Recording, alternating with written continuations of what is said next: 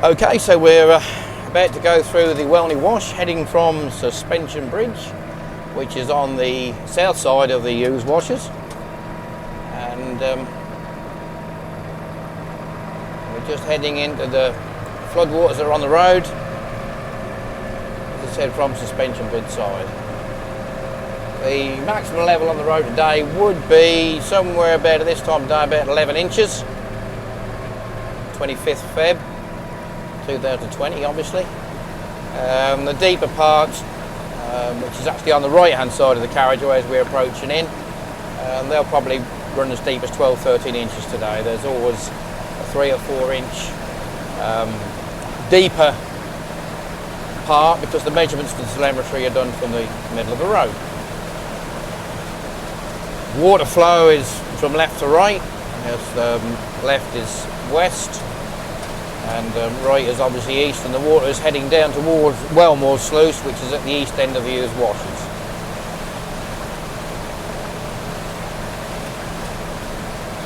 You can just, as the water's dropped away a little bit since last time we were crossed over, you can just about make out the white line on the left hand side of the road, and just vaguely see the one down the middle, which is slightly deeper than the left hand side.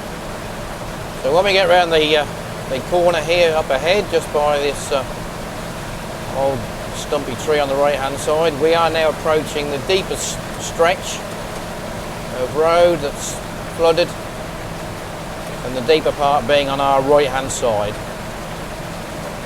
And there would be probably 5 inches deeper from the right to the left. So you can imagine if two ordinary cars were trying to get through with the wash that's flowing in front of the tractor or another vehicle, it wouldn't be a very nice situation for the cars to meet each other, because there'd be quite a bow wave of water that would sort of go through their radiators or whatever and could stop the engines. So in a little bit we're now coming up to the first sharp corner, and a little bit of road exposed today. Water's dropped away overnight. We've got a little bit of road exposed, indicating that the levels are going down. Wind is not so strong either, so we haven't got quite as much wave action. Although there's quite strong flow, we haven't got quite as much wave action as we've seen at the weekend.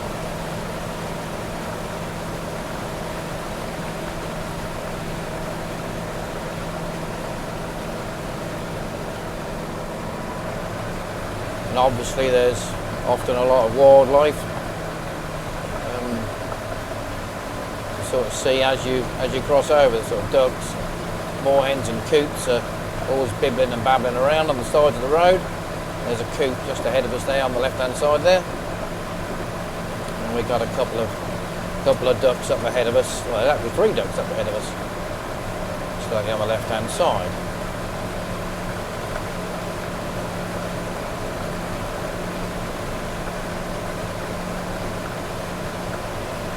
Slightly shallower section, we're about 50% of the way across, slightly shallower section now. This is more towards the Welney side.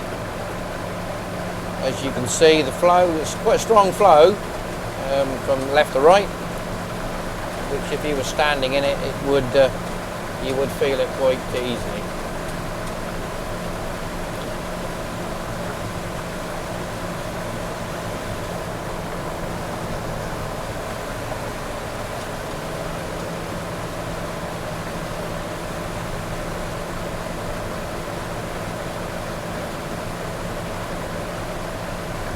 We're now approaching the last sweeping corner towards Welney, which is normally the last corner to get flooded as the water levels rise.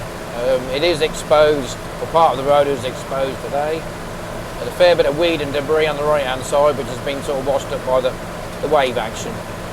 Had the levels gone sort of more to the 16, 17, 18 inches, then it would have been right across this section and the debris would have got washed onto the fields. You just see that ahead of us now. The left hand side of this corner is also one of the first places to flood. And we're now meeting a vehicle, full before coming the other way. So we're just going to move over to the left to give him a bit of room. And you can just see the debris that's sort of been run down by some of the vehicles that have been going through. as the waters start to drop, the larger vehicles do start to head through. And as you can see, we've got a lorry heading through, creating a bit of wash, which if you were in a motor car, that wouldn't do you a lot of good if you've got a lot of electrics sitting in front of your engine. We're now approaching the Welney Bridge, the bridge over the Delf and the Old Bedford River. And this section is always the shallowest of all the sections across the wash.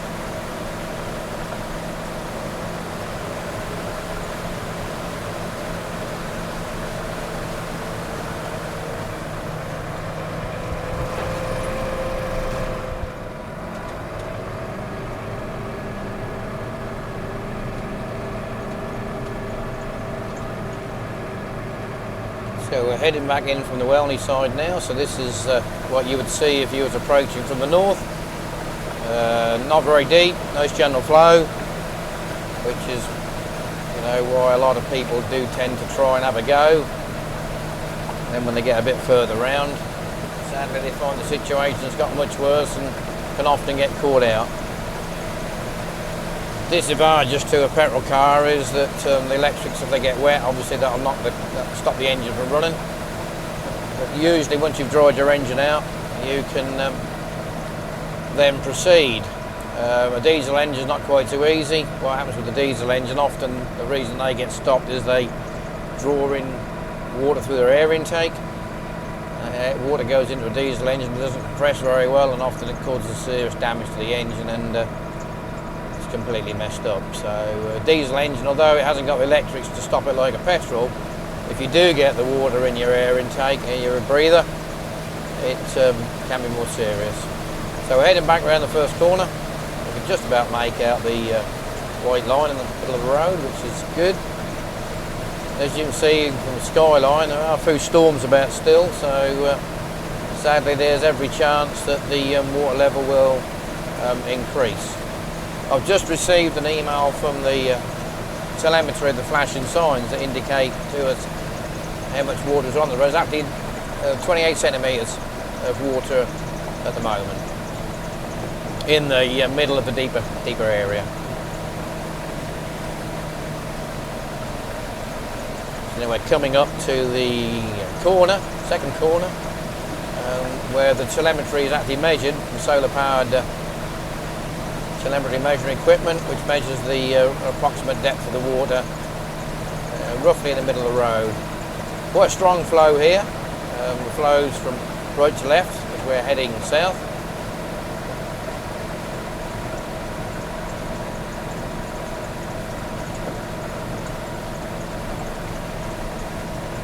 And as the water level starts to drop, it keeps dropping on a daily basis, we tend to see more and more vehicles having a go. So we're now around this corner where the road slightly exposed, very calm here, hardly any flow at all. It's obviously just ponded, but up ahead of us is the deeper area with quite strong flows. Luckily there was a bit of guidance with these white posts on the right side. There used to be a lot more, and the white posts can give you a bit of an indication of where the edge of the road is. But either side of the road there is a ditch, which can, obviously if you can't see where it is, can catch people out if they get off the carriageway.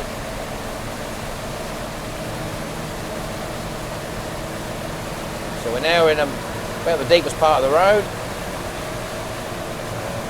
Water's about halfway up the front of the tractor wheels,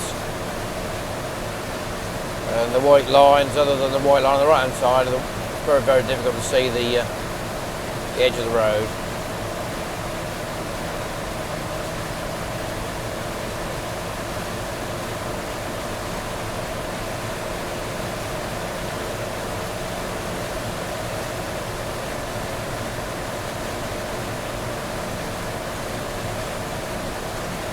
Now coming back out of the deeper area, it starts to shallow up very gradually as we start the approach towards Suspension Bridge side.